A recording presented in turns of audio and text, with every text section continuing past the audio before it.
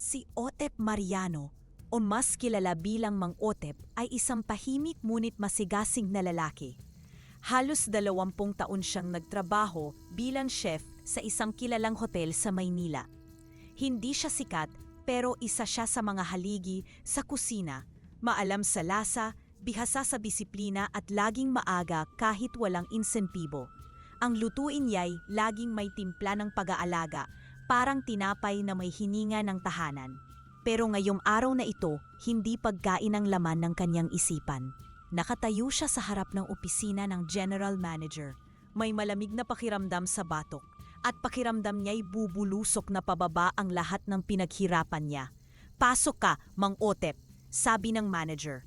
May pilit na ngiti sa labi nito, pero ang matay pagod at puno ng pag-aalala. Tahimik siyang pumasok at umupo. Mabilis niyang napansin ang folder na may nakasulat na Restructuring Confidential. Sa gilid ng mesa, may tasa ng malamig na kape at ilang papel na tila ni hindi pa nasulyapan. "Sir, may problema po ba?" tanong niya. Bagamat ramdam na niya ang sagot bago pa man ito ibuka ng manager. Suminghap ang lalaki, saka sumandal sa kanyang silya, nagbabadyang bigat sa bawat salita. "Otep, matagal ka na sa atin, kaya ayokong marinig mo to mula sa iba." Nanatiling tikom ang bibig ni Mang Otep. "Matindi na ang lugi ng hotel," patuloy ng manager. "Ang mga supplier, hindi na natin mabayaran. Ilang buwan ng overdue ang mga bills. Walang pumapasok na booking, wala na ring investor na interesado. Hanggang ngayon, negative pa rin ang kita." Tumigil siya saglit, tila umaasang may milagro. Nayon lang ding napagdesisyonan ng board, isasara na ang hotel, permanente. Parang may humigop sa hangin mula sa kwarto. Nanlamig ang batok ni Mang Otep at unti-unting tumigas ang katawan niya sa kinauupuan.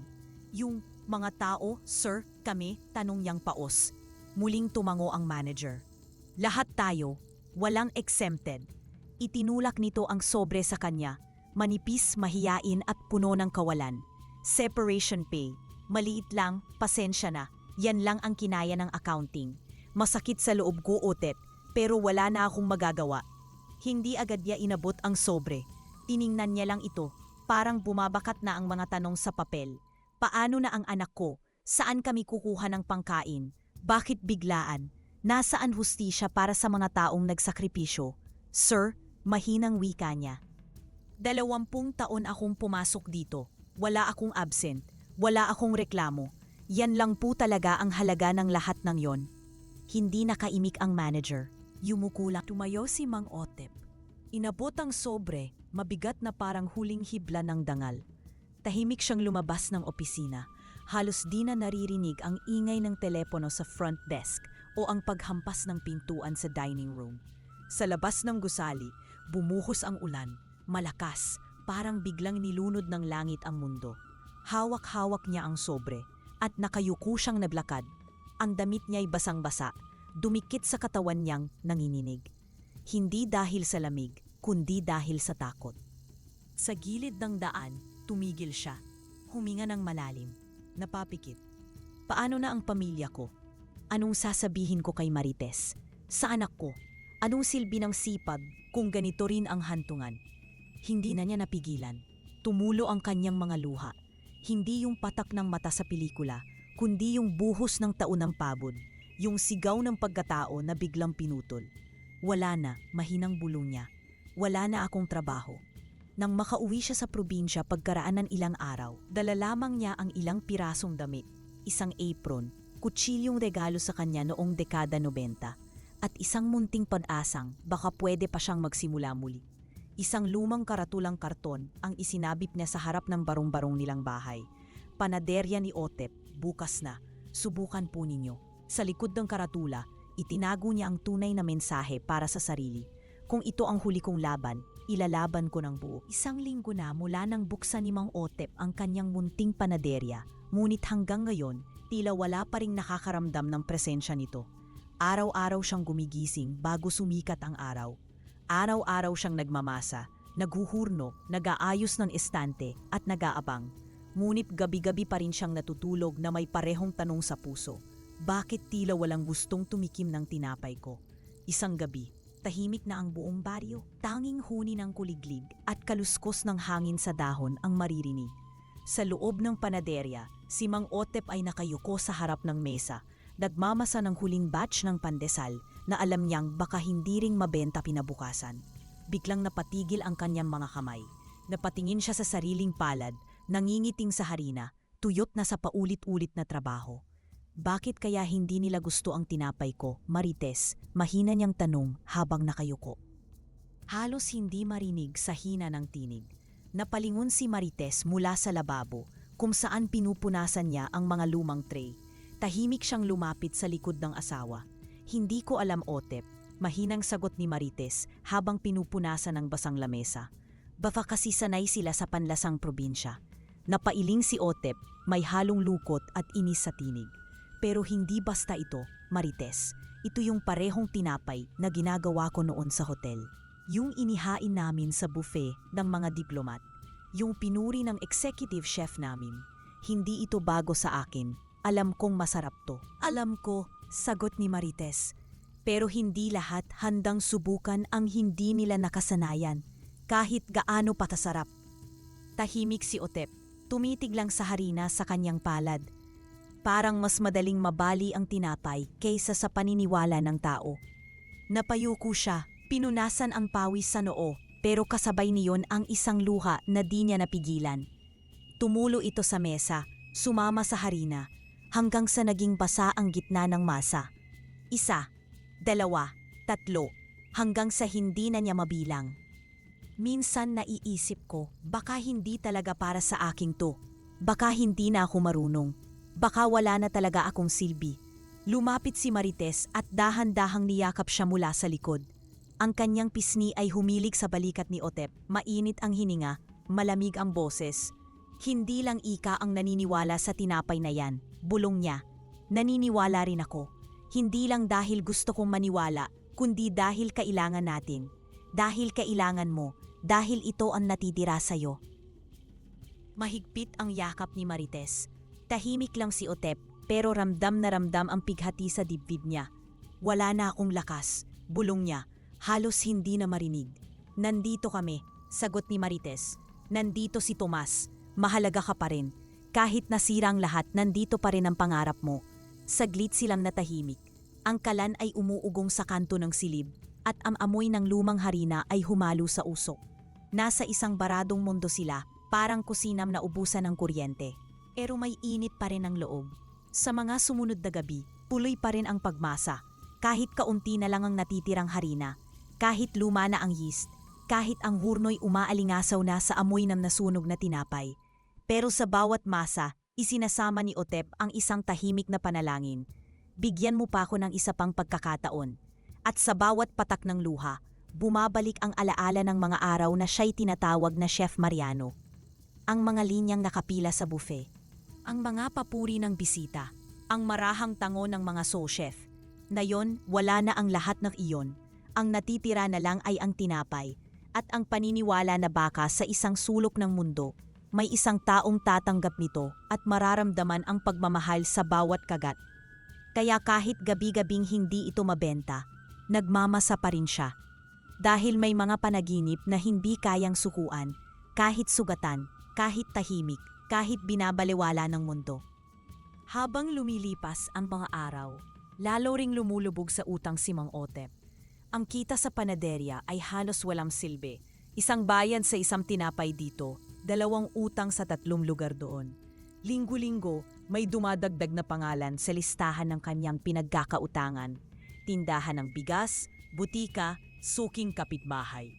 Ang dating pautang na may ngiti, ngayoy may buntong hininga na.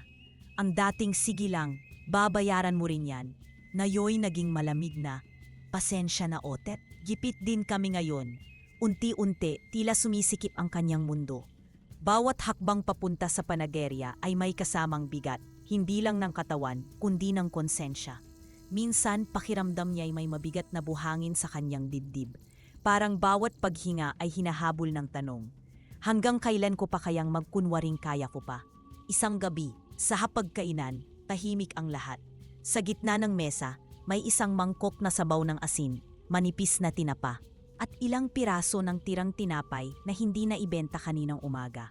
Pansing-pansin ang pag-aalangan ni Tomas, ang kanyang anak, sa pagmuya ng tinapay.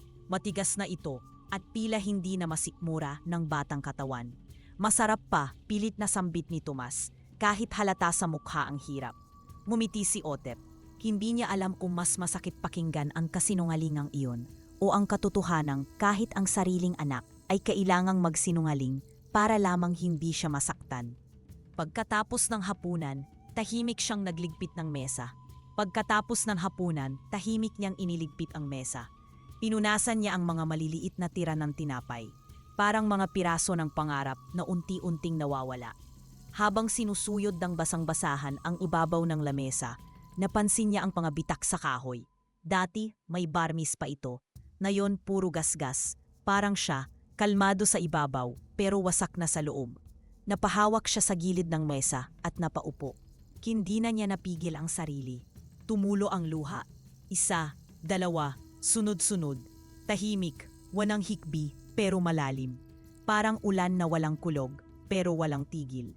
Dumaan si Tomas sa sala, hawak ang kanyang lumang laruan. Isang sasakyang plastik na putol na ang gulong. Ngunit nang makita ang ama, napatigil siya. Papa, agad niyang nakita ang luha sa pisngi ng ama, ang bahagyang panginginig ng mamabalikat nito. Papa, ayaw ko na po kayong makita na ganyan. Hindi agad nakasagot si Mang Otep. Sinubukan niyang ngumiti, ngunit nabigo siya. Pasensya na anak, bulong niya. Pasensya na kung ganito ang buhay natin ngayon. Lumapit si Tomas, iniwan ang laruan at umupo sa tabi ng kanyang ama. Hindi ko kailangan ng laruan pa. Hindi ko kailangan ng baon. Hindi ko kailangan ng bagong sapatos. Kailangan ko lang, huwag kayong malungkot. Napapikit si Otep. Pilit pinipigilan ang pag-iyak. Pero ang bawat salita ni Tomas ay parang punyal sa kanyang puso. Hindi dapat ganito ang iniisip ng isang bata. Hindi dapat siya ang nagpapalakas sa ama. Wala akong kwenta, usal niya. Halos hindi marinig. Hindi totoo yan, mariing tugon ni Tomas. Kayo ang gumagawa ng tinapay araw-araw. Kayo ang gumigising ng maaga. Kayo ang dahilan kung bakit may kinakain pa tayo kahit papaano. Pa, kayo ang bayani ko. Natahimik si Otep. Ang mga salitang iyon ay tumama ng diretso sa kanyang puso. Walang papuri, walang bonus, at walang papalakpak mula sa boss ang makapapantay sa sinabi ng kanyang anak. At sa gitna ng kahirapan, may sinag ng liwanag mula sa isang tinig na puro at tapat. Lumapit si Marites, tahimik mula sa kusina. Nakaupo na siya sa sahig, kasama nila. Walang sinasabi, pero ang kanyang presensya ay sapat na upang magsabi ng, nandito kami, hindi ka nag-iisa. Sa gabing iyon, wala silang matibay na solusyon. Walang salapi, walang milagro. Ngunit sa pagitan ng pagod, pagluha at katahimikan, may bagay silang hawak na mas mahalaga kaysa sa pera, ang pagtitiwala sa isa't isa. At sa muling pagmasa kinabukasan, kahit paubos na ang harina at matigas na ang hurno, ibang lakas ang dala ng mga kamay ni Mang Otep. Dahil alam niyang kahit magkulang ang mundo, may dalawang taong naniniwala sa kanya, buong buo. Hindi na kayang ikubli ni Mang Otep ang katotohanang palugi ang panaderya. Ilang linggo na siyang gumibising ng 3:00 ng madaling araw upang magmasa, maghurno at maghintay ng suki na madalas ay hindi dumaraping. Sa bawat pagpasok ng umaga, umaasa siyang baka ngayon may bumili. Baka ngayon may makakakita ng halaga sa tinapay niyang puno ng pagod at pagdarasal. Ngunit wala. Kaya isang araw, nagdesisyon siyang siya na mismo ang lalapit sa mga tao. Buhat ang basket ng tinapay. Naglakad siya sa gilid ng kalsada habang papalubog ang araw. Ang balat niya'y pinapaso ng alinsangan. Ang mga daliri nanginginig sa bigat ng iniipit na pag-asa. Lumapit siya sa isang karinderya, pinilit ngumiti, at iniabot ang isang mainit-init na pandesal. Ma'am, tikman niyo po muna. Libre lang. Kung magustuhan ninyo, pwede niyo pong ibenta sa pwesto ninyo. Baka po mga tulong. Tiningnan siya ng matandang tindera mula ulo hanggang paa, sa katumawa ng hilaw. Karaniwang pandesal lang yan. Ganyan din yung binebenta sa kanto. 3-10. Wala kang laban dyan, iho. Hindi siya nakaimik. Tinanggap niya ang tinapay pabalik at marahang tumango. Tila siyang batang napagalitan sa harap ng maraming tao. Sumunod niyang nilapitan ang isang grupo ng estudyante. Umupo siya sa bangketa, inilatag ang tinapay sa puting kumot at nagtanong, "Mga ihot iha, gusto niyo bang tikim ng bagong lutong pandesal? Libre lang." Isa sa mga estudyante ang kumuha. Amoy-amoy ito, saka nagtaas ng kilay.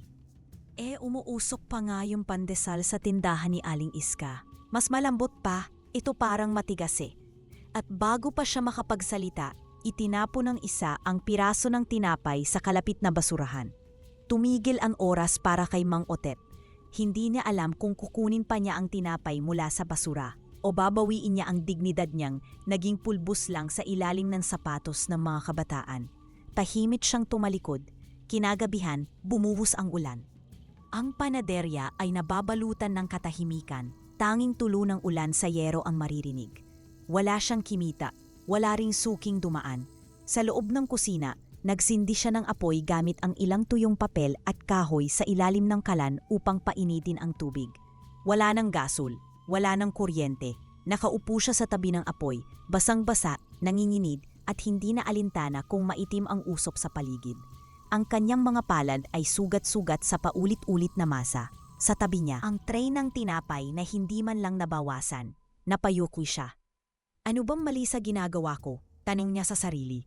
"Ginagamit ko lahat ng natutunan ko. Pinipino ko ang lasa, sinisigurado kong malinis. Pero bakit parang walang halaga ito?" Ang inik mula sa apoy ay tila walang saysay. Hindi sapat upang patuyuin ang kanyang katawan o upang palambutin ang bigat sa kanyang loob. Dumapo ang luha sa kanyang pisngi. Isa, dalawa, hanggang sa naging ilog sa pahimit na gabi. Lumabas si Marites, may hawak na tuwalya. "Otep?" mahina niyang tawag. Ngunit hindi siya lumingon. Nakatingin lamang sa apoy, parang binabasa ang sariling kapalaran sa paggalaw ng mga liyab. "Kanina," mahinang sabi ni Otep, "itinapon nila yung tinapay ko, Marites, hindi man lang nila pinikman. Para bang basura agad ang tingin nila." Lumapit si Marites, iniabot ang tuwalya sa kanyang balikat. Hindi siya nagsalita. "Hindi ko alam kung bakit ang sakit," patuloy ni Otep. "Hindi lang dahil walang bumili. Hindi lang dahil pagod na ako. Ang mas masakit, para bang wala akong halaga sa paningin ng mundo." "May halaga ka sa amin," sagot ni Marites, mahigpit ang tinig. "Kung hindi mo pa nakikita, kami ni Tomas ang ebidensya." Napayuko si Otep, hawak ang tuwalya sa balikat, at sa wakas, hinayaan niyang bumigay ang kanyang tinig. Pagod na ako, Marites. Paulit-ulit na ang aking pagkabigo, at habang lumilipas ang mga araw, parang mas lumalalim yung hukay na nilalagyan ko ng pangarap. Tumabi si Marites sa kanya. Pinatong ang kamay sa tuhod nito. "Kung hukay man yan, hindi para sa pangarap. Para yan sa ugat. Baka kailangan lang talagang lumalim bago muling tumubo." Pag-alis ng kanyang asawa, napahinto si Mang Otep, napapikip, at sa wakas, tumingala. Kung may nakikinig, mahina niyang dasal, inig na halos mawala sa hangin. "Kahit isang himala lang, hindi para sa akin, para sa mga anak ko, para kay Marites, para sa kinabukasan namin." Tahimik ang paligid, walang sagot. Walang tunog kundi ang pagtulo ng ulan sa yero at ang mahinang kalansing ng hangin sa bintana. Napaluhod si Mang Otep sa basang sahig ng panaderya. Wala na siyang lakas, wala na siyang plano, wala na ring tinig ang kanyang dasal. At sa gitna ng gutom, lamig at pagod, nakatulog siya sa sahig, yakap ang sarili, basang t-shirt ang kumot, at ang panalangin ay nanatiling buo kahit di narinig. Kinabukasan, bumangon siya na masakit ang likod, namamaga ang talampakan sa lamig ng sahig. Pinilit niyang tumayo, dumiretso sa labas. At nagsimulang magwalis ng tuyong dahon. Tahimik ang umaga, kulay abo ang ulap. Mabigat pa rin ang hangin, tila ayaw umalis ng gabi. Nang may napansin siya, hindi siya agad lumapit. Pinanood muna niya ito mula sa di kalayuan. Isang nilalang, maliit, nakatalungko. Hindi bata, hindi pusa, hindi tao. Ang katawan nito'y kasing laki lamang ng isang bata sa lampin. Ngunit ang ulo'y may suot na matulis na sombrero. Ang balat nito'y kupas ang kulay, parang kahoy na binabad sa ulan. Ang mga mata ay malaki, itim, at tila lumulubog sa kalungkutan. Isang duwende. Napaatras si Mang Otep. Nanlaki ang mga mata. Muntik pang mabitawan ang hawak na walis. "Diyos ko," bulong niya. "Totoo nga pala kayo?" Tila narinig siya ng nilalang. tumitig ito sa kanya, hindi gumalaw, hindi nagsalita. Mabagal ang bawat segundo. Ang puso ni Mang Otep ay tumibok ng mabilis, ngunit hindi dahil sa takot, kundi sa pagkabigla at isang hindi maipaliwanag na awa. May kung anong lungkot sa itsura ng duwende. Ang anyo nito'y tila pagod na sa kakalakad, basang-basa at naninginig. Hindi ito mukhang mapanakit. Sa halip, para itong isang nilalang na wala ng matakbuhan. Lumapit si Mang Otep, dahan-dahan, nakayuko ang ulo. "Huwag kang matakot," mahinang sabi niya. "Hindi kita sasaktan." At saka ito nagsalita, hindi malakas, kundi mahinahon, malambot at malinaw. "Pwede po bang humingi ng tinapay?" Napatigil si Mang Otep. Biglang parang kinuryente ang batok niya. Ang huling tinapay na natira kagabi ay nasa istante pa. Matigas na. Dapat sanay para kay Tomas. Pero ngayon, nasa harap niya ang isang nilalang na hindi niya maipaliwanag kung totoo ba o bunga ng kanyang gutom at pagod. Lumakad siya pabalik sa loob, kinuha ang tinapay at pinagmasdan ito ng ilang sandali.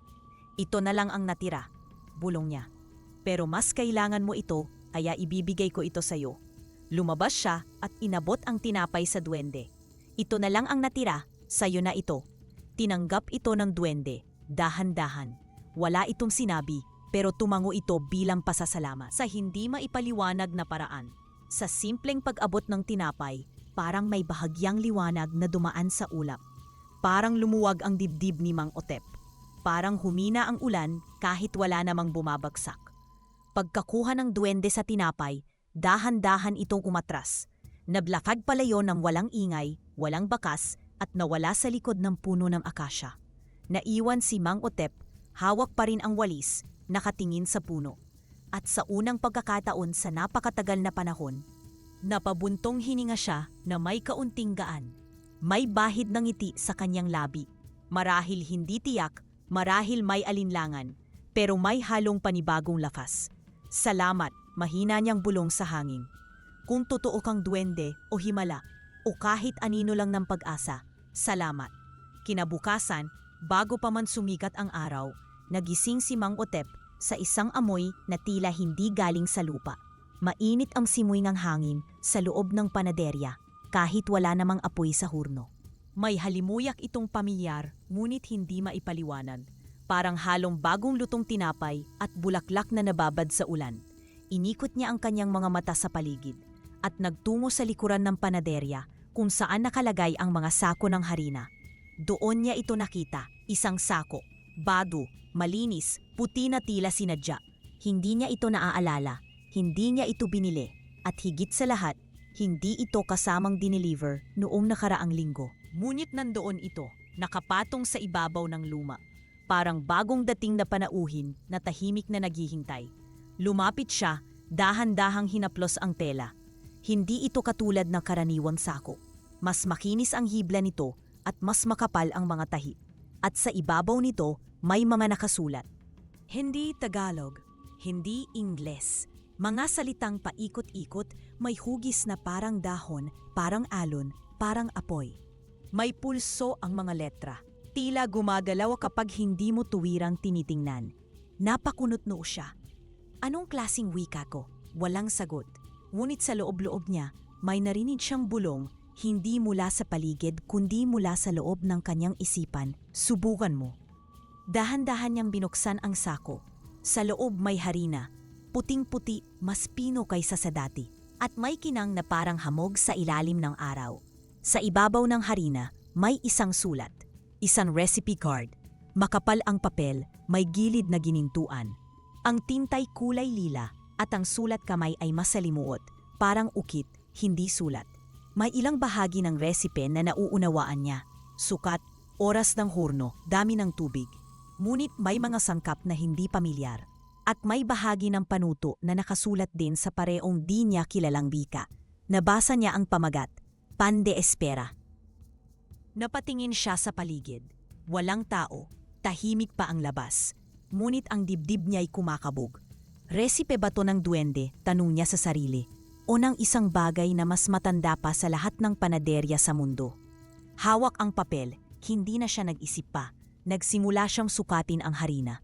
Inalala niya ang pagkakasunod-sunod. Gumamit siya ng mga sangkap mula sa resipe at kung may bahagi man na hindi niya maintindihan. Sinunod niya ito ayon sa pakiramdam, parang gabay na galing sa kanyang mga kamay mismo. Habang minamasa niya ang tinapay, napansin niya ang pagbabago.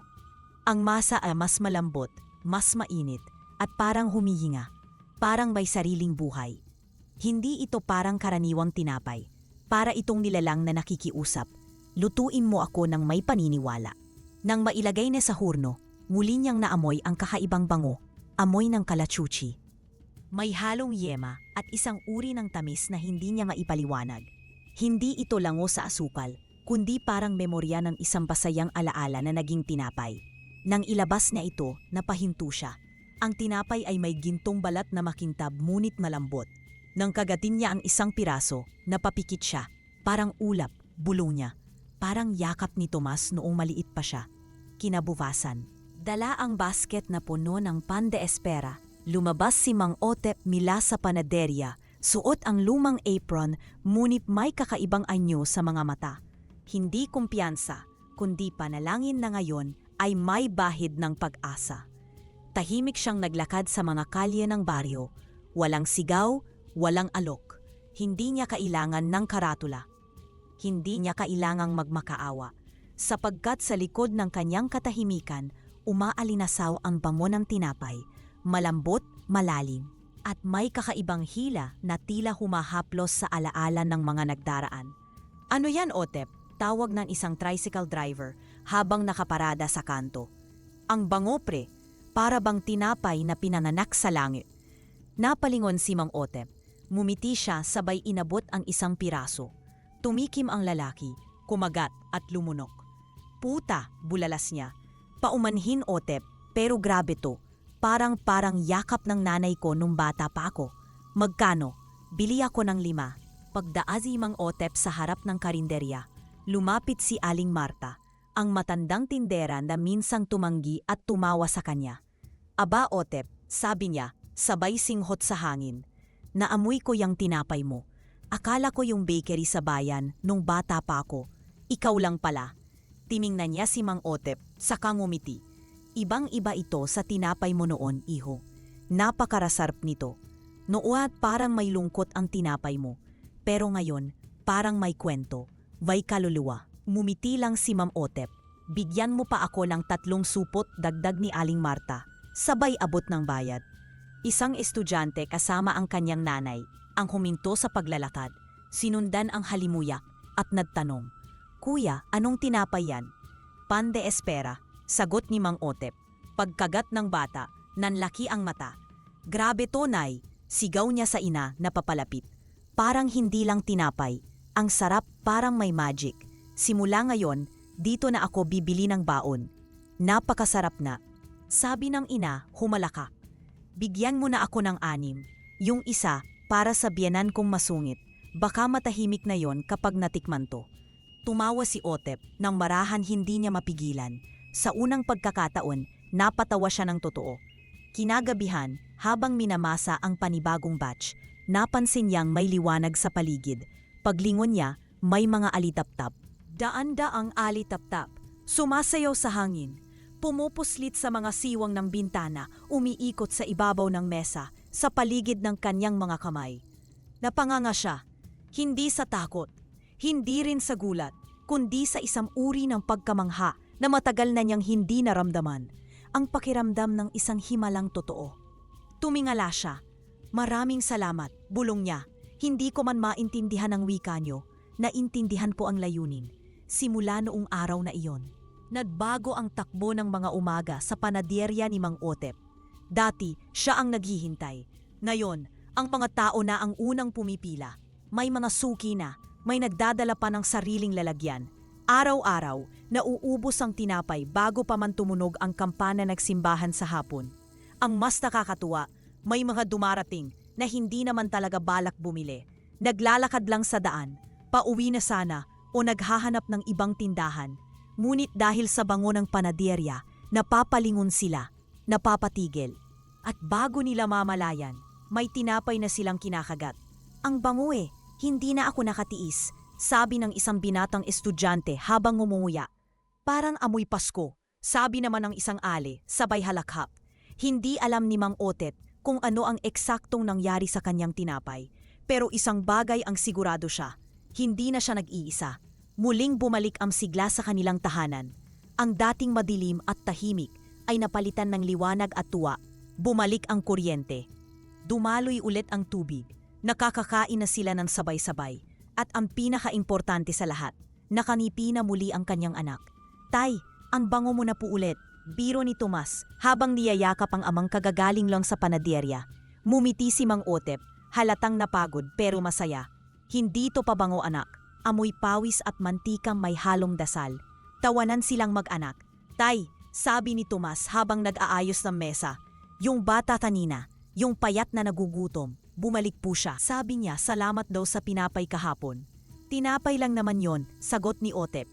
Pero para sa kanya, iyon na ang tanghalian at hapunan nila. Sabi niya, dagdag ni Tomas, seryoso ang tono.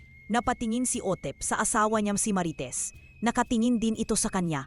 May mabigat, ngunit mapagpakumbabang titig. Marami ka nang natulungan, Otep, bulong ni Marites. Kahit hindi mo na nakikita ang duwende, siya pa rin ang gabay mo. Tumango si Mang Otep. At kung may bumalik man sa atin na biyaya, sagot niya, ang tanging paraan para mapanatili ito ay ibahagi. Kaya mula noon, tuwing may lumalapit na matanda, batang pulubi o kahit sino mang walang kakayahang magbayad, taus-pusong inaabot ni Mang Otet ang tinapay. Mainit, malambot at walang kapalit kundi isang ngiti. Wala siyang tanong kung may pera ang tao. Wala siyang pakialam kung hindi ito mababayaran. Alam niya na minsan, ang isang pirasong tinapay ay mas mahalaga pa kaysa sa anumang sermon o pangaral. Dahil naranasan na niya ito. Dahil alam niya ang sakit ng gutom. Dahil alam niya ang hiya ng walang-wala. Isang gabi, habang kumakain silang tatlo sa ilalim ng liwanag ng bumbilya, napansin ni Tomas na tila mas maliwanag ang paligid. Napalingon siya sa bintana. Mama, Papa, ang daming alitap-tap. Tumayo si Marites, sumunod si Otep. Sa labas ng bintana sa mamasana ng punong bayabas. Sa pasilyo ng panaderya, sa paligid ng kanilang tahanan, daang-daang alitap-tap ang lumilipad, sumasayaw sa hangin. Hindi lamang sa panaderya. Ngayon, nasa buong bahay na. Dahan-dahan nilang binuksan ang pinto at sa katahimikan ng gabi, isa-isang pumasok ang mga alitap-tap. 1, 10, 100 ilaw. Hindi sila nakakasilaw, hindi sila maingay. Tahimik lang silang gumagalaw, dumadapo sa dingding, sa kisame. Tila mga bituin na bumaba mula sa langit upang magsabing narinig ka namin. Tahimik silang naupo sa sahig. Nakahawak si Otep kay Marites. Si Tomas ay sumandal sa kanyang balikat. Pa, bulong ni Tomas, ito ba ang sagot sa lahat ng dasal mo? Hindi agad sumagot si Otep. Tumingin siya sa paligid, sa mga alitap-tap, sa tinapay sa mesa, sa pamilya sa kanyang tabi. At saka siya ngumiti. Hindi lang ito sagot, paalala rin ito. Paalala ng ano pa? Tanong ni Tomas. Na kapag may itinanim kang kabutihan, kahit gaano kaliit, babalik at babalik ito. Sa paraang hindi mo inaasahan, sa paraang hindi mo laging naiintindihan. Pero mararamdaman mo. Tahimik silang tatlo. Sa katahimikan, sabay-sabay silang pumikit at nagpasalamat. Sa tinapay, sa duwende, sa alitap-tap, sa isa't isa. Makalipas ang ilang linggo, isang umaga, biglang may dumating na mamamahayag mula sa lokal na istasyon ng radyo. Kayo po ba si Mang Otep? Tanong ng lalaking nakamike at may hawak na kamera. Nagulat si Otep, nakatayo pa sa harap ng hurno, may putik sa laylayan ng pantalon at harina sa mukha. Opo, sagot niya, nag-aalangan. Ang sabi ng mga tao, ito raw ang panaderya ng liwanag. Gusto raw naming malaman kung totoo. At kung paano nagagawa ng isang tinapay ang magpakain ng gutom. Hindi lang sa tiyan, kundi pati sa loob. Napakamot ng patok si Mang Otep. Hindi siya sanay sa atensyon. Pero tinuro niya ang mesa ng pan de espera. Mainit pa. Tikman niyo po muna, anya, bago tayo maniwala. Kumagat ito. Tumigil sandali.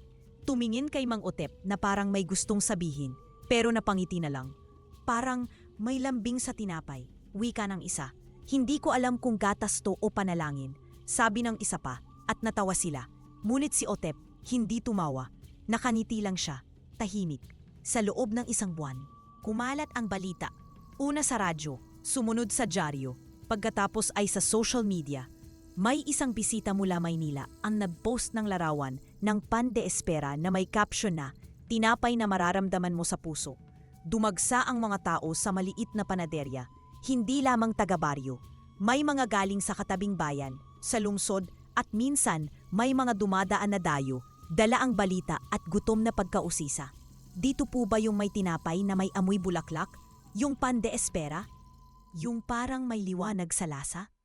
Yung panadering nagbibigay ng libre kapag gutom ka, si Mang Otep ay hindi na lang ngayon panadero. Isa na siyang kwento. Isa ng alamat sa bayang hindi kilala noon sa iba kundi sa alikabok at tagtuyot. Isang gabi, habang tahimik na nag-aayos si Mang Otep ng mga sangkap ng tinapay, lumapit si Marites na may pag-aalala sa tinig. Otep, mahina niyang tawag, may 3 batang lalaki sa labas. Sabi nila, gusto raw nilang magtrabaho kahit kapalit lang ay pagkain. Agad na tumayo si Mang Otep, pinunasan ang harinang nakadikit sa kanyang kamay at lumapas ng panaderya. Sa ilalim ng ilaw ng poste, nakita niya ang 3 bata, payat, pagod ang mga mata at nakayuko. Ang tsinelas ng isa'y butas-butas at ang damit ng isa'y tadpi-tadpi. Lumapit si Mang Otep sa kanila. Anong mga pangalan niyo? Tanong niya. Marahan ang boses. Ako po si Dino, sagot ng pinakamatangkad. Ito po si RJ, pinsan ko, at si Melvin, kaibigan namin. May pamilya ba kayo? Umiling si RJ. Iniwan na po kami ng mga pamilya namin. Matagal na. Napatingin si Mang Otep sa kanilang mga mukha. Hindi niya nakita ang kahinaan. Nakita niya ang kanyang sarili. Nakita niya ang gutom ng dati niyang anak. Ang takot sa tinig ng konsensya na minsang bumulong sa kanya. Wala ka ng silbi. Ngunit ngayon, iba na ang tinig na bumubulong sa kanya. Mumiti siya. Hindi lang trabaho ang ibibigay ko sa inyo. Magkakaroon din kayo ng bagot totoo. Isang pamilya. Nagkatinginan ang 3 bata. Dito, wala kayong amo. Walang utusan. Walang mas mababa. Magkakasama tayo bilang isang pamilya. Pag nagmasa kayo ng tinapay, hindi lang kamay nyo ang kikilos, pati puso, at mas masarap ang tinapay kapag masaya ang gumagawa. Hindi na nakapagsalita si Dino. Tumulo na lang ang luha sa pisngi niya. Hindi pa po kami nakakakain buong araw, bulong niya, pero okay lang kahit anong trabaho. Basta, wag niyo lang po kaming palayasin. Lumapit si Mang Otep at niyakap silang 3. Simula ngayon, dito na kayo. At simula bukas, ipapakilala ko kayo sa hurno bilang mga bagong tagapagdala ng init at pag-asa. Mula noon, hindi lang tinapay ang ginagawa sa panaderya, isa na itong tahanan. Dito pumupunta ang mga batang pag-alagala, pati mga matatandang iniwan ng mga pamilya at kahit ang mga dating naligaw ng landas. Sa bawat taong pumakatok, ang tanong ay hindi, may pambayad ka ba? Kundi, kumain ka na ba? Isang hapon, habang si Tomas ay nag-aayos ng mga kahon na may bagong tatap, pan de espera, lasa ng liwanag, lasa ng alaala, nilingon niya ang ama. Papa, bakit po? Hindi tayo magbukas ng bagong panaderya sa ibang bayan. Napalingon si Ot. Bakit mo naisip yan? Kasi po, araw-araw may mga bumibiyahe mula sa malalayong lugar para lang pumili dito. Yung iba, bumabalik kinabukasan para lang makakuha ulit. Kung may panaderya rin tayo sa lugar nila, baka mas marami pa po tayong matulungan. Tahimik si Mang Otep. Ilang sandali siyang napaisip. Habang pinagmamasdan ang panaderya, ang dating sulok ng pangarap, na yun ay naging ilaw ng iba. Minsan simbolo ng pagkalugmok, na yun ay bukal ng bagong Lumapit siya kay Tomas at hinawakan sa balikat. Sige anak, pag-isipan natin yan ng mabuti. Hindi lang basta negosyo ang itatayo natin, kundi tahanan din. Talaga po? Nagniningming ang mga mata ni Tomas. Oo, pero sa tamang oras. Hindi lang natin dapat palawakin ang panaderya, kundi pati ang puso natin. Tuwing gabi, bumabalik pa rin ang mga alitap-tap. Tahimik, maliwanag, kumakaway sa hangin, pila nagbubunyi. Kapag nakikita ito ng mga bagong kasapi sa panaderya, napapatigil sila. Napapaisip, parang may nagbabantay. At oo, may nagbabantay nga. Sa gitna ng panaderyang puno ng tinapay, tawa, alaala at panalangin, madalas na makikita si Mang Otep sa tabi ng hurno. Hawak ang lumang rodilyo, may harina sa braso at bahagyang umingiti habang binubulong. Ito na yon, hindi lang isang panaderya. Ito rin ang isang tahanan ng mga munting himala. Makalipas ang isang tinapay na minsang ginawa sa isang lumang urno ay nagkaroon na ng mga branch sa limang bayan. Unay sa katabing baryo, doon unang sinubukan ni Mang Otep ang mungkahi ni Tomas. Hindi kalakihan ang pwesto, pero ang amoy ng kalachuchi sa hangin ay agad nakatawag ng pansin. Sunod-sunod na ang sumunod, sa Timog, sa Hilaga, maging sa bayan, kung saan minsan siyang pinagtawanan nang mag-alok siya ng libreng sample ng kanyang tinapay. Ang dating panaderyang gawa sa tabla at yero, ngayon ay naging network ng ilaw. Mga sangay na hindi lamang nagbebenta, kundi nagbibigay. Bawat branch ay may isang patakaran, walang nagugutom na lalabas. Isang gabi, habang nagkakape sa balkonahe ng bagong bahay, tahimik si Mang Otep. Sa kanyang harapan, si Marites ay nagpapaypay habang si Tomas naman ay naglalaro ng chess kasama si Melvin. Isa sa mga batang tinulungan nilang noon ay palaboy. Malaki na ang kanilang bahay ngayon.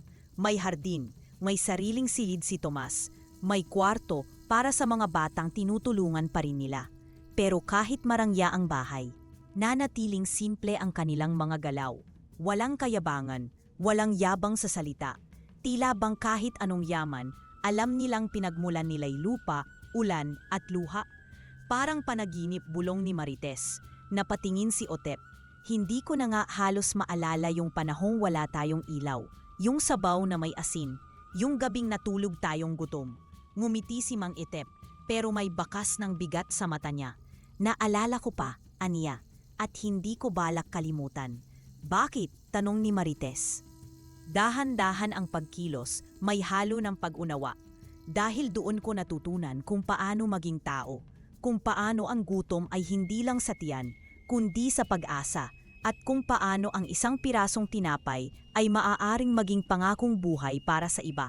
Lumapit si Tomas, narinig ang huling bahagi ng usapan. Papa, sambit niya, masaya po ako sa bagong bahay natin. Pero mas masaya po ako kasi kahit saan akong branch pumunta, kilala nila kayo. Sabi nila, si Mang Otep, siya yung panadero ng mga milagro. Napatawa si Mang Otep. Hindi milagro ang tinapay, anak. Tao ang milagro. Kapag pinili mong tumulong kahit wala ka, yon ang tunay na himala. Minsang may kausap siya sa telepono, isang alkalde mula sa malayong bayan. Mang Otep, sabi ng opisyal, narinig namin ang tungkol sa panaderya ng liwanag. Gusto naming magkaroon ng branch dito. Hindi lang para sa tinapay, kundi para sa pag-asa. Tahimik si Otep habang kausap ito. Pagkababa ng telepono, lumapit sa asawa. Pang-anim na yon, Marites. Isa pa ba? Isa pa, sagot ni Marites, nakaniti. Isa pang tahanan para sa mga kagaya natin noon. Sa isa sa mga branch, isang matandang lalaki ang pumasok. Walang dalang pera, namamalimos. Agad siyang binigyan ng mainit na pan de espera, tubig at upuan. Wala po akong pambayad, mahina niyang wika. Hindi mo kailangan, sagot ng kahera. Isa sa mga batang dating tinulungan ni Mang Otep. Ang kabusugan po ay ang kasiyahan namin. Sa bawat branch may larawan ni Mang Otep. Hindi profesional, kundi simpleng larawan sa tabi ng hurno, may harinang dumampi sa pisngi. At may maliit na plakang nagsasabing, ito ay tahanan, hindi lamang ng tinapay, kundi ng mga taong umaasang muli. Habang pinagmamasdan niya ang kanyang pamilya, isang gabi, si Mang Otep ay tahimik na sumandal sa pader ng kanilang bagong bahay. Tumingala siya sa langit, at gaya ng dati, naroon na naman ang mga alitaptap. Lumilipad sa paligid ng mga halaman, dumadapo sa bubong, sumasayaw sa paligid ng hurno na ngayon ay nasa isang modernong gusali.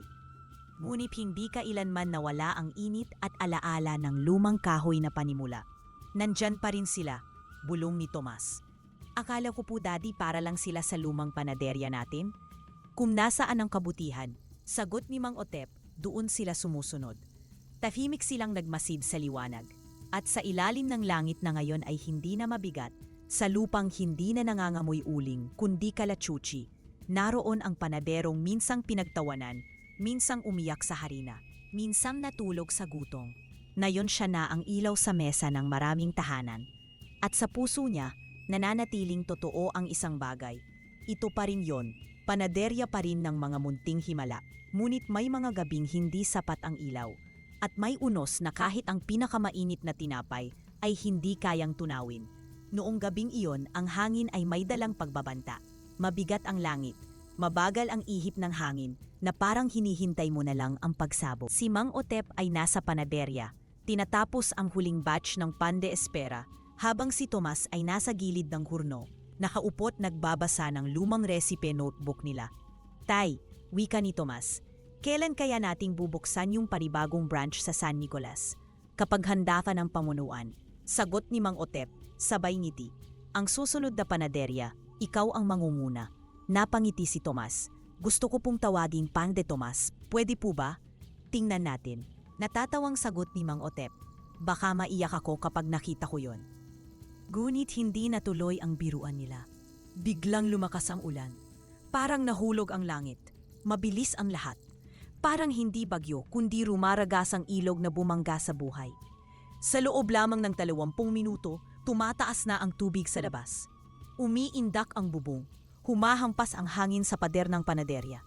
Tay, bumabaha na sa labas, sigaw ni Tomas habang bumalikwas sa upuan. Umakyat ka na sa itaas, kasama ang nanay mo. Dalhin ang flashlight at ang resipe. Ikaw, Tay. Uhunin ko lang ang ilang dokumento. Susunod ako. Ngunit hindi na siya nakaakyat. Pagsapi ni Tomas sa hagdanan, lumingon siya. Tay, bilisan mo! Susunod ako, anak. Ngunit sa isang iglap, narinig ni Mang Otep ang isang malakas na lagutok. Ang likurang dingding ng panaderya ay bumigay.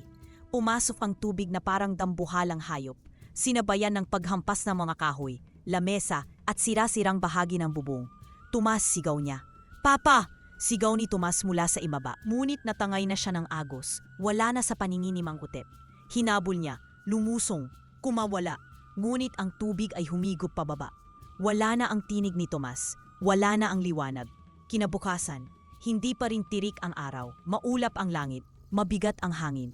Sa paligid ay tubig pa rin, maputik, maitim, may bahid na mga piraso ng buhay, kahoy na may pangalan, sirang apron at tinapay na hindi na makakain.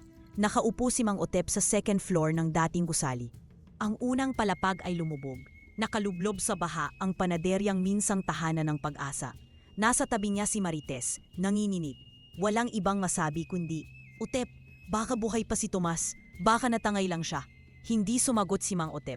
Sa kanyang mamapalad, may hawak siyang punit-punit na apron. Kilala niya ito, apron ito ni Tomas, nahugot mula sa sanga ng punong nabuwal sa likod ng panaderya. 2 araw ang lumipas. Bumaba na ang tubig, pero ang putik ay nanatili. Sa lupa at sa dibdib ni Mang Otep. Naghanap sila sa bawat evacuation center, sa mga ulat ng radyo. Ngunit wala si Tomas. Sa isang sulok ng guho, nakuha ang ilang piraso ng resipe. Basang-basa, kupas, wala nang mabasa. Isang gabi, habang nakaupo si Mang Otep sa tabi ng nasirang hurno, nagsalita si Marites. Mababa ang tinig, nanginginig, ngunit malinaw. Otep, kung naririnig tayo ni Tomas, ayokong isipin niyang iniwan nating yung panaginip ng dalawa. Napapikit si Mang Otep. Lahat ng to, ginawa ko para sa kanya. Alam kong alam niya yon, Otep. Pero kung titigil ka, para mo na ring pinatay ang natira sa kanya. Tahimik lang si Mang Otep. Wala siyang naisagot. Tanging ihip ng malamig na hangin ang maririnig sa paligid. At makalipas ang ilang saglit, dahan-dahan siyang napaluha. At hindi na gumawa muli ng tinapay si Mang Otep. Ang dating hurnong sinindihan gabi-gabi, ngayon ay tahimik, malamig. Parang puntod na lang ng mga alaala. Sa bawat araw na lumilipas, si Mang Otep ay tila anino lamang ng sarili niyang dating sigla. Hindi na siya pumupunta ng panaderya. Hindi na rin siya humahawak ng harina, ni ng rodilyo. Ang mga kamay niyang dating batikan sa pagmasa, ngayon ay nanginginig at wala ng saysay. Minsan, isang madaling araw, natagpuan siya ni Marites sa harap ng dating panaderya. Nakawalang payong, basang-basa sa ambon. Otep, halika na sa loob, mahinang sambit ni Marites. Hindi siya tumingin, hindi siya gumalaw. Hinaplos ni Marites ang balikat niya. Doon lang siya nagsalita. Kung wala si Tomas, wala na ring saysay pa ang lahat.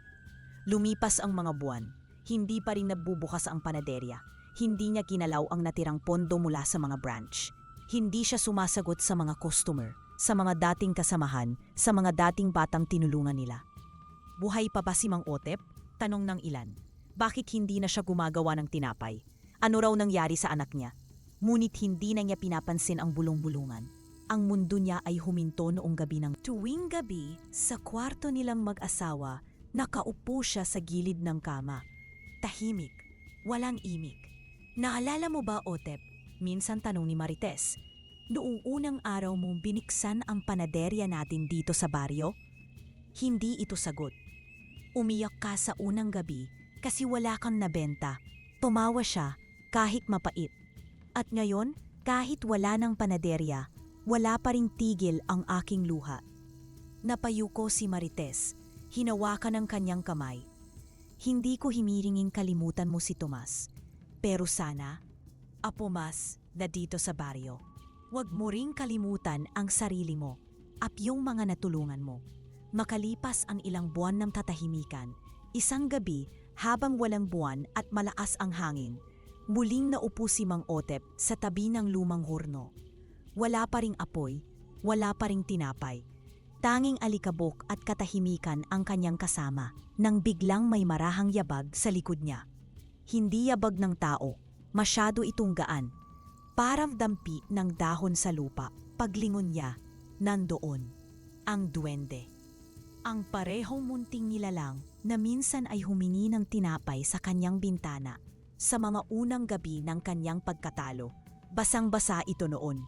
Ngayon taglay niya ang liwanag ng kagubatan. Nakangiti ito at sa mga kamay niya may hawak na isang piraso ng tinapay. Manipis, kulay ginto at umuusok pa. Sa gilid ng tinapay ay may nakaukit na maliit na titik. T. Napalunok si Mang Otep. Buhay ka pa pala, mahina niyang sabi. Pilit pinipigil ang panginginig ng tinig. Mumiti ang duwende. Hindi lang ako ang buhay, Mang Otep. Marahan itong sagot. Ikaw rin, kahit anong sabihin mo. Kahit anong ikubli mong sakit, buhay ka pa. Pero hindi ka nabubuhay. Hindi nakakibo si Mang Otep.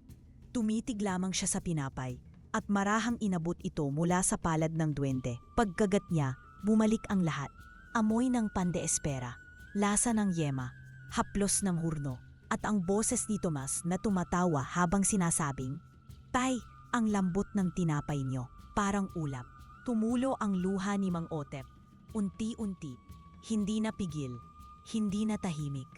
Alam kong masakit ang mawalan ng anak, sabi ng duwende, malumanay ngunit matatag. Hindi ko sinasabing kalimutan mo si Tomas. Pero hindi niya gugustuhin nakikita ka sa ganitong anyo.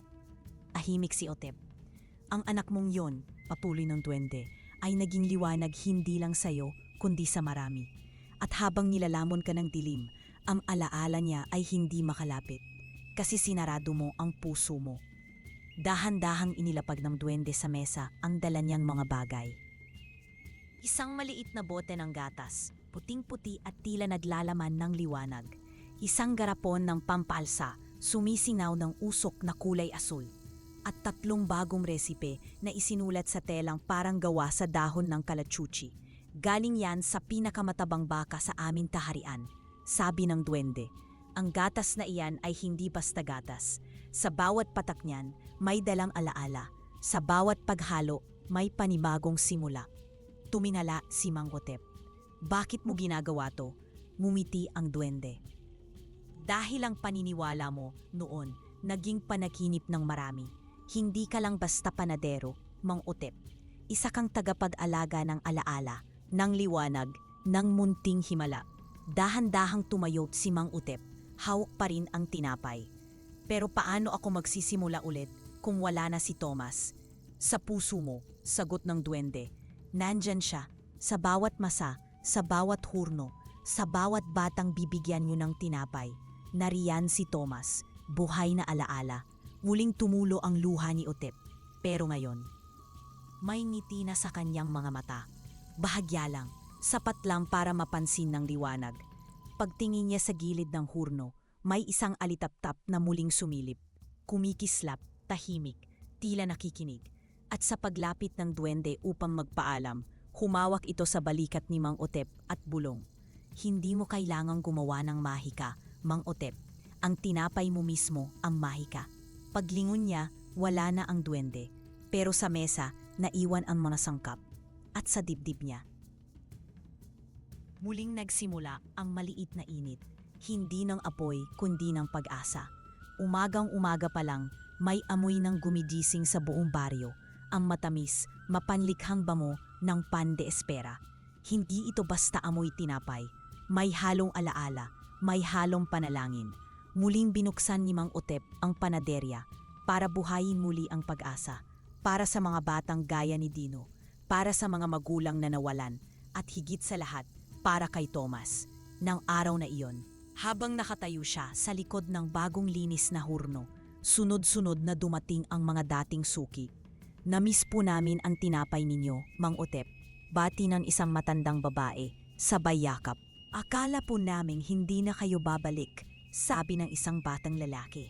Habang abot kamay ang 5 pisong lukot-lukot na tila galing pa sa alkansiya. Ngumiti si Mang Otep. Hindi pa rin ganap ang sigla ng dati. Pero ang mata niya, may liwanag na. Hindi tulad ng apoy ng hurno, mas malalim, mas personal. Ilang linggo ang lumipas at ang balita tungkol sa pagbabalik ng Pan de Espera ay umabot na sa malalayong bayan. May ilang motorista mula Maynila ang tumigil lang para bumili. Sir, ito ba yung tinapay na sikat online? Yung may kwento? Tanong ng isang lalaking may dalang kamera. Grabe, parang may memorya yung bawat kagat. Hindi po ito basta tinapay, sagot ni Mang Otep. Para po itong alaala, ginawa sa luha, hinurno sa panalangin. Isang araw, habang inaayos ni Mang Otep ang kahon ng tinapay sa harap ng tindahan, may dumating na puting van. May logo ng isang kilalang mall sa buong bansa. Bumaba ang isang babae, maayos ang bihis, nakasuot ng ID. Magandang umaga po, kayo po ba si Mang Otep? Tumango siya. Opo, ako po yon. May problema po ba? Wala po, sabay ngiti ng babae. Ako po si Lira, supervisor ng merchandising department ng Grand Core Mall. Natikman po ng aming vice president ang tinapay nyo at gusto po sana namin ilunsad ito bilang bahagi ng aming Local Treasures campaign. Natahimik si Mang Otep. Napatingin sa loob ng panaderya. Opo, pasensya na po, pero hindi ako sanay sa malakihang negosyo. Hindi po naming babaguhin ang proseso. Sa inyo pa rin ang resipe, ang pangalan, ang pagmamahal. Kami lang po ang tutulong sa distribusyon para mas maraming makatikim, para mas maraming mata ang makabasa ng kwento sa loob ng tinapay nyo. Pagkalipas ng 3 araw, sold out ang Pan de Espera sa 3 branch ng mall. Tumawag muli ang supervisor. Sir Otep, pwede po ba nating dagdagan ng supply? Ang daming nagrereklamo, hindi raw sila inabutan. Ngumiti siya sa telepono. Sabay sagot, kung kakayanin ng puso at palad ko, dadagdagan natin. Isang gabi, tahimik, wala ng customer. Si Marites ay naglalagay ng bagong batch ng harina sa istante, habang si Ma'am Otep ay muling nasa harap ng mesa. Sa kanyang harapan ay ang bote ng pampaalsa mula sa duwende. Katabi ang maliit na kahon kung saan niya iniingatan ang resipeng isinulat muli. Ngayon ay may pangalan na, Pan de Alaala, para kay Tomas. Tahimik siyang nagmasa. Walang radyo, walang cellphone, tanging ingay ng sarili niyang hininga at ng ritmo ng rodilyo sa kahoy na mesa. Sa bawat diin ng palad, ramdam ang mga taong nawalan. Sa bawat hila ng masa, naaalala ang halakhak ni Tomas. Sa bawat tiklop, bumabalik ang pag-asa. Sa likod ng panaderya, isang bata ang dumaan. Mang Otep, tulog na po ba kayo? Hindi siya muna sumagot. Wala na pong tinapay? Tanong ng bata muli. Nagpunas siya ng kamay, lumapit sa estante at kumuha ng isa. Inireserba niya dapat yon para sa sarili niya. Inabot niya ito sa bata. Ayan, huling piraso. Mainit pa. Salamat po, bulong ng bata, sabay takbo. Nang bumalik siya sa mesa, hawak niya muli ang rodilyo. Hindi niya napigilang mapatingin sa bintana. At doon niya nakita, isang munting liwanag sa gitna ng dilim. Sumunod pa ang isa, at isa pa. Hanggang sa dahan-dahang napuno ng kumikislap na alitaptap ang paligid ng panaderya, parang mga bituin na bumaba mula sa langit upang muling pawiin ang lamig ng gabi. Napabuntong hininga si Mang Otep. Hindi siya natakot, hindi siya nagulat. Ngunit ang muling pagkamangha, matagal niyang hindi nadama, ay muling tumama sa kanyang puso. Sa gitna ng kumpul ng liwanag, may isa pang nilalang ang sumulpot. Isang malaking paru-paro. Puti ang mga pakpak, may guhit ng asul sa gilid, at tila naglalaman ng liwanag sa bawat iglap ng kanyang galaw. Tahimik itong lumipad sa gitna ng mga alitaptap, hindi bilang bisita, kundi tila isang tagapagsalita ng lahat ng mga bagay na hindi masabi ng salita. Marahang lumapit ang paru-paro sa bintana, huminto, at dahan-dahang pumasok sa loob ng panaderya. Habang ang mga alitaptap ay parang mga munting gwardiyang sumunod dito, hindi upang bantayan, kundi upang magbigay daan. Si Mang Otep ay hindi gumalaw. Humigpit lang ang hawak niya sa kanyang dibdib, hanggang sa ang paru-paro ay dumaong sa kanyang balikat. Marahan, parang yakap mula sa isang alaala. Tahimik ang lahat, tahimik ang gabi. Pero sa loob ni Mang Otep, may tinig na muling nagsalita, hindi mula sa labas, kundi mula sa puso. Nandito pa rin ako, Tay. Hindi niya alam kung boses ni Tomas iyon o boses ng kanyang pag-asa. Pero hindi na mahalaga, dahil sa gabing iyon, sa gitna ng panaderyang muling binuhay ng alaala at pananampalataya, muling napatunayan ni Mang Otep, ang mga munting himala minsan ay bumabalik sa anyong hindi nating inaasahan, sa liwanag, sa tinapay, o sa isang paru-parong dumapo sa ating balikat.